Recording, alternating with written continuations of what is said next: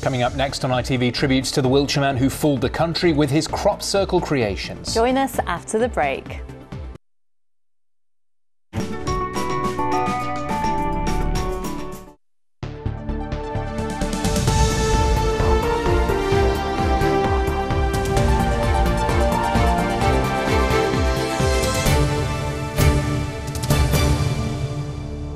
Hello and welcome to Friday's programme. I'm John T. Messer. And I'm Victoria Davis. Coming up tonight between now and 6:30.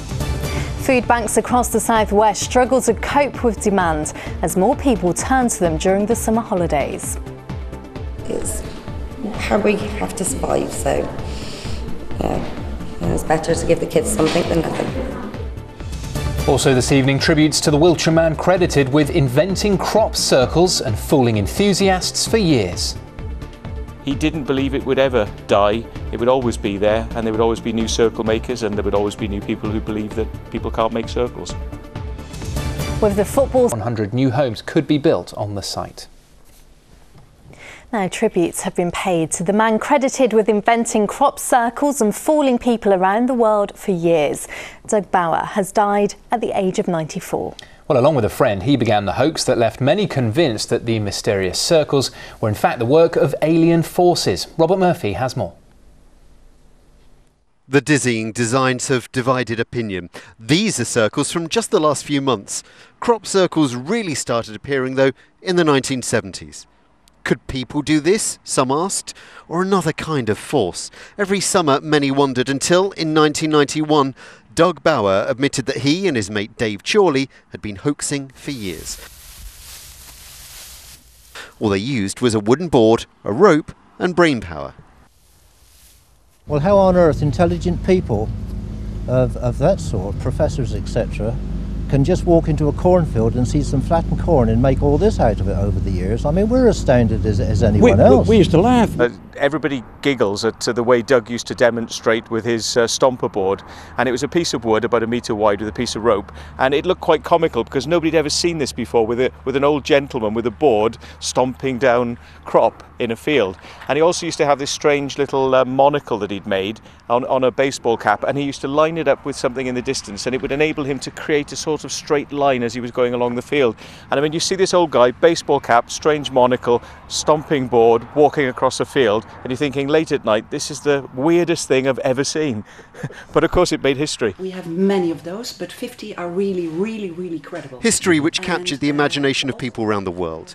Monique Klinkenberg is so intrigued by crop circles that she set up this museum in Honey Street in the Pewsey Vale. She says learning of Doug's admission was a setback. You sort of square your belief with what he said. Oh, I truly believe there is an authentic phenomenon going on. And later they confessed that there was a mysterious force driving to make the circles. It could be true because if you talk to the people who make the circles, they also experience strange light phenomena, strange sound phenomena, sudden additions. Though I think there's a common thing between the, call it, researchers and hoaxers. And I think it would be great to look at that. But what about the farmers? Many wished the circles would just go away. It costs them thousands of pounds in lost crops, but they do have a nagging respect.